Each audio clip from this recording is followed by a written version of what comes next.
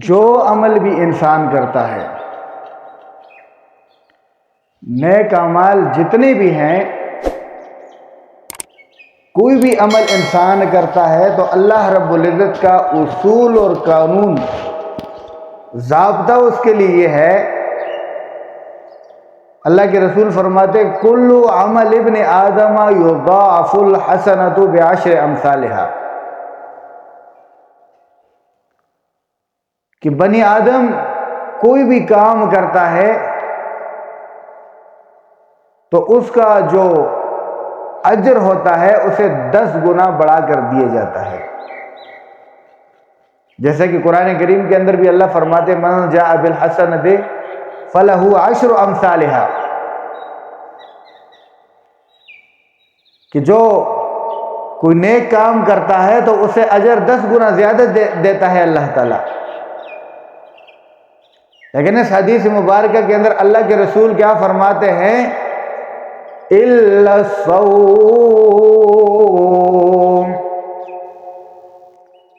اللہ کے رسول صلی اللہ علیہ وسلم فرماتے ہیں سوائے روزے کے تمام نیک اعمالوں سے روزے کی ایک امتیازی شان ہے۔ اللہ فرماتے سوائے روزے کے فَإِنَّهُ لِي وَأَنَا أَجْزِي بِهِ، کہ اللہ فرماتے ہیں کہ روزہ میرے لیے ہے اور اس کا اجر بھی میں ہی عطا کروں گا۔ قیامت کے روز جب اعمال کے اوپر ثواب دیا جائے گا، نمازوں پر، ذکر و اذکار کے اوپر، حج کے اوپر، عمرہ کے اوپر، صدقہ خیرات کے اوپر، تو فرشتے ان کے اجر تقسیم کریں گے۔ لیکن جب بات روزے کی آئے گی تو اللہ کریم فرشتوں سے فرمائیں گے کہ بھائی آپ چھوڑے فَإِنَّهُ لِي وَأَنَا أَجْزِي بِهِ، کہ بے شک روزہ میرے لیے ہے اور اس کا بدلہ بھی میں ہی عطا کروں گا، یعنی اپنی شان کے مطابق عطا کروں گا۔ اب دیکھیں، سوچنے کی بات ہے بھائی، روزہ میرے لیے ہے، یہ باقی اعمال جو ہوتے ہیں کیا یہ اللہ تعالیٰ کے لیے نہیں ہوتے؟ نمازیں، حج، زکوٰۃ اللہ کے لیے نہیں ہوتے؟ ضرور ہوتے ہیں، اللہ تعالیٰ کے لیے ہوتے ہیں۔ لیکن اس میں آگے حدیث کے جو الفاظ ہیں آپ اس پر غور کریں تو بات سمجھ میں آ جاتی ہے۔ اللہ کے رسول فرماتے ہیں یَدَعُ شَهْوَتَهُ وَطَعَامَهُ مِنْ أَجَلِي، روزہ میرے لیے کیوں ہے کہ یہ اپنا کھانا اور اپنی جو خواہش ہے اس کو یہ ترک کرتا ہے خالص میرے لیے۔ اب اس کی آپ مثال سمجھیں نا جی، تھوڑا غور کریں کہ سخت گرمیوں کے دن ہوتے ہیں، گرمی کی شدت کی وجہ سے انسان کی زبان نکلی جا رہی ہوتی ہے، انتہائی پیاس لگی ہوئی ہوتی ہے۔ اب یہ بندہ کمرے کے اندر بالکل تنہا ہوتا ہے، اب اس کمرے میں فریج پڑا ہوتا ہے، اس کے اندر کولڈ ڈرنکس بھی موجود ہوتی ہے، ٹھنڈا پانی بھی موجود ہوتا ہے، اور دیکھنے والے بھی کوئی نہیں ہوتا۔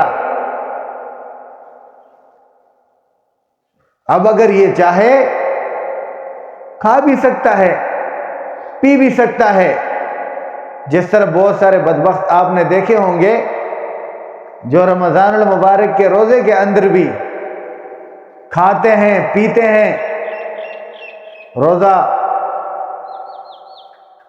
اللہ معاف فرمائے کھا لیتے ہیں، پھر افطاری کے اندر آپ دیکھیں سب سے پیش ہوتے ہیں، آگے جا کر بیٹھے ہوئے ہوتے ہیں ایسے بدبخت۔ تو اب کسی کو کیا پتہ چلتا ہے کہ اس نے روزہ کھایا ہے کہ رکھا ہوا ہے؟ لیکن یہ آدمی جو روزہ باوجود اس کے کہ یہ بھوکا تھا، پیاسا تھا، اور اس کے پاس ایسا نہیں ہے کہ تنگ دست تھا، اس کے پاس کھانے کے لیے کچھ تھا نہیں، سب کچھ تھا، اور اگر چاہتا تو لوگوں سے چھپ چھپا کر کھا بھی سکتا تھا، کسی کو کانوں کان خبر بھی نہ ہوتی، لیکن اس کے باوجود یہ آدمی روزہ نہیں کھاتا۔ تو اس لیے اللہ تعالیٰ فرماتے ہیں کہ یہ سب کچھ اس نے خالص میرے لیے کیا ہے، تو اللہ فرماتے ہیں کہ میں ہی اس کا بدلہ عطا کروں گا۔ اب اس کے ایک اور معنی بھی بعض مفسرین جو محدثین کرام نے یوں کیے ہیں، علماء کرام نے، کہ وہ فرماتے ہیں کہ انا اجزی نہیں ہے، انا اجزی بھی نہیں ہے، انا اجزا بھی ہے۔ انا اجزا بھی اگر کر دیں تو اس کا معنی اس سے بھی زیادہ زبردست بن جاتا ہے۔ تو اللہ تعالیٰ کے لیے جب سب کچھ کرتا ہے، انا اجزا بھی کا معنی کریں تو یوں کہیں گے کہ اللہ تعالیٰ فرماتے ہیں الصوم لی، روزہ میرے لیے ہے، روزہ میرے لیے ہے۔ اب یہ چونکہ کھانا پینا میرے لیے خالص چھوڑتا ہے، تو اللہ فرماتے ہیں وَأَنَا أُجْزَى بِهِ، کہ اس کا بدلہ، اس روزے کے بدلے میں اللہ فرماتے ہیں کہ میں اس بندے کو مل جاؤں گا۔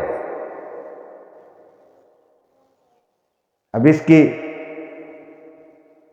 اس سے بڑی سعادت کیا ہو سکتی ہے کہ اللہ فرماتے ہیں کہ اس عمل کا بدلہ میں خود ہوں،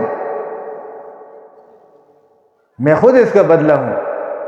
چنانچہ محمود و ایاز کا آپ نے سنا ہوگا، ایاز جو محمود بادشاہ کا غلام تھا، بڑا ذہین تھا، بڑی شہرت تھی اس کی، وزیروں سے بھی بڑا ہوا تھا، بادشاہ کے زیادہ مقرب تھا۔ تو اس کے بارے میں آتا ہے کہ ایک دفعہ وہ وزیر اکثر کہتے تھے یہ کیا سمجھتا ہے، بادشاہ نے اس کو ویسے ہی اتنا مرتبہ دیے ہوا ہے، مقام دیے ہوا ہے، یہ تو ناسمجھ آدمی ہے۔ بادشاہ نے ایک دفعہ اعلان کیا، اپنے وزیروں سے کہا کہ بھائی میرا یہ جتنے بھی خزانہ ہے، جس آدمی نے جس کے اوپر بھی ہاتھ رکھ لیا وہ اس کو ہو جائے گا۔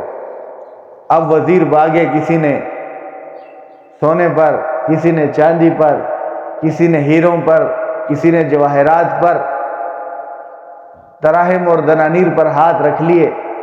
اب یہ ایاز جو تھا جس طرح کھڑا تھا تو اسی طرح بادشاہ کے پاس کھڑا رہا، اور بادشاہ کے اوپر اس نے ہاتھ رکھ لیا۔ تو وزیر ہنسنے لگے، کہا کہ دیکھیں بادشاہ سلامت کہتے ہیں بڑا سمجھدار ہے، آج سمجھداری کا پتہ چل گیا نا، ادھر ہی کھڑا ہوا ہے، محروم ہو گیا۔ بادشاہ کو بھی تھوڑی دیر کے لیے شرمندگی ہوئی کہ یہ اس نے کیا کیا، لیکن جب اس نے ایاز سے پوچھا کہ ایاز ایسا کیوں کیا آپ نے، تو اس نے بڑی زبردست بات کہی۔ اس نے کہا بادشاہ سلامت، کوئی سونے کے پیچھے بھاگا، کوئی چاندی کے پیچھے، کوئی ہیرے کے پیچھے، کوئی جواہرات کے پیچھے، ٹھیک ہے، اور کسی نے ان پر ہاتھ رکھا اور میں نے آپ کے اوپر ہاتھ رکھا، کیونکہ یہ سب کچھ آپ کا ہے، جس کے آپ ہوگا یہ سب کچھ اسی کا ہو جائے گا۔ تو میرے عزیزو، جس بندے کو اللہ مل جائے، اللہ راضی ہو جائے، یہ جنت، یہ نعمتیں، یہ ساری کی ساری چیزیں خود بخود اس کو مل جائیں گی۔ مولانا محمد شعیب ہزاروی صاحب کے مزید بیانات سننے کے لیے چینل کو سبسکرائب کریں اور بیل کے آئیکن کو پریس کریں تاکہ نئی آنے والی ویڈیوز آپ کو مل سکیں۔